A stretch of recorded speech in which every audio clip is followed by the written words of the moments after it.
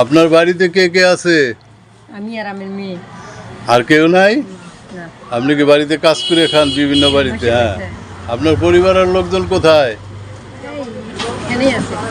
হ্যাঁ, মেয়ে আছে ঢাকায়। ও আচ্ছা, তাহলে আপনি বাসায় কাজ করে খান না? হ্যাঁ। যাই হোক, একজন আমার ভাই আছে, সে কিছু সহযোগিতা করে বাড়ি থেকে, তার জন্য দোয়া করবেন। এই যে আপনার জন্য এই 10 কেজি চাউল আছে, তারপরে 2 কেজি আতপ চাল, শ্যামাই আছে, চিনি আছে, তেল আছে, এটা নেন।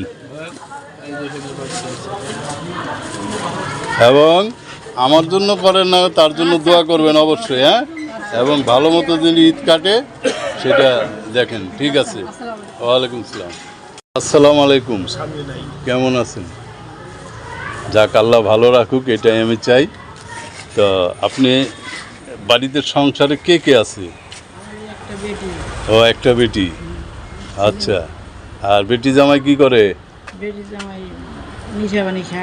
আচ্ছা আচ্ছা, মানে এখন আর বেটির সাথে থাকে না। আচ্ছা, ঠিক আছে। আপনি বয়স্ক মানুষ, আপনার জন্য ওই যে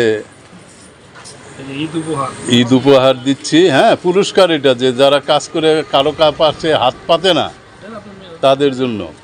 এই 10 কেজি চাল, 2 কেজি আতপ চাল, সয়াবিন তেল, চিনি, লবণ এবং সেমাই। হ্যাঁ, আর দুধও আছে। হ্যাঁ, ঠিক আছে। আর আমার এই ছোটো ভাইয়ের জন্য দোয়া করেন। হ্যাঁ, ঠিক আছে। আসসালামু আলাইকুম।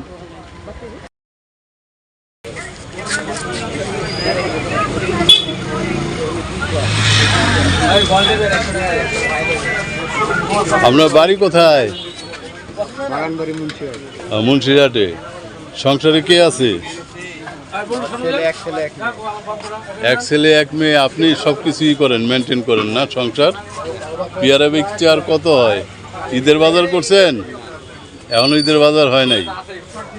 যাই হোক, আপনি যে এই অবস্থায় যে ব্যবসা করতেছেন রাত কইরা, আপনার উপরে খুশি হইয়া আপনার আমি 1000 টাকা দিলাম।